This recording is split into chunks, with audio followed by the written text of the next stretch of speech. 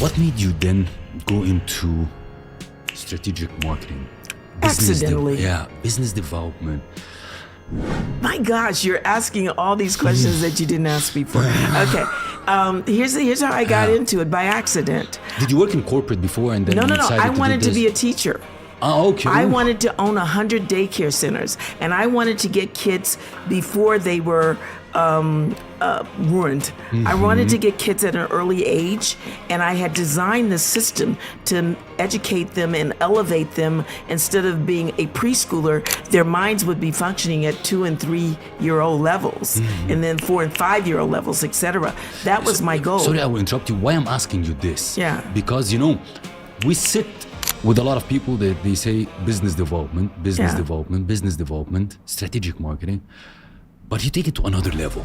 So but let me tell you, I'm I'm excited because when I first started out, I did private consulting for very, very powerful and very successful business people for their children.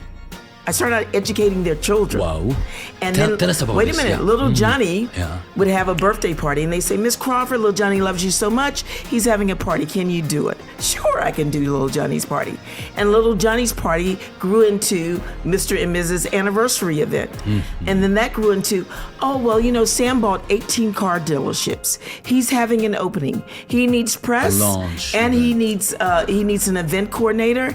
And you did so well with our anniversary. Do you think you could do that? Oh, yes, I could do that. And then that grew into, this is L&K. We own 3 malls downtown, and we'd like to do the interior design of the mall. Can you do that? And by the way, can you launch 15 stores? I said, sure.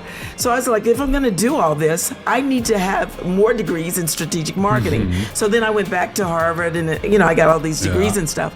And so then it grew into a business, but I didn't want to be a business that did normal activities, because I don't call it an event. I do epic event experiences.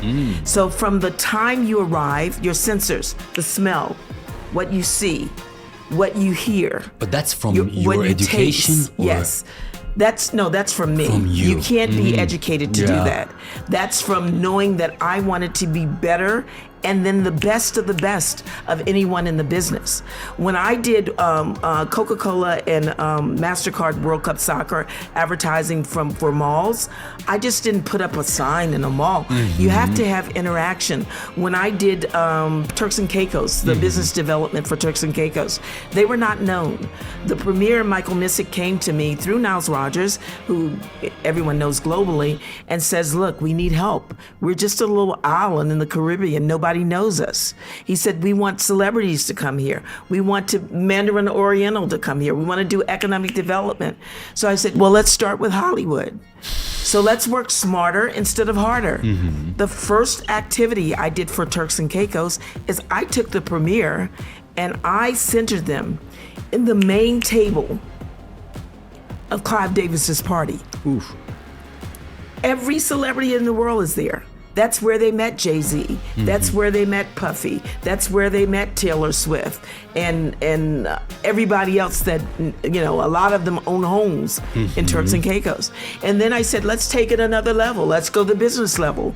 We need global hospitality organizations like Mandarin Oriental, like whatever the major 5-star hotels are to come and build here. So we took it another level.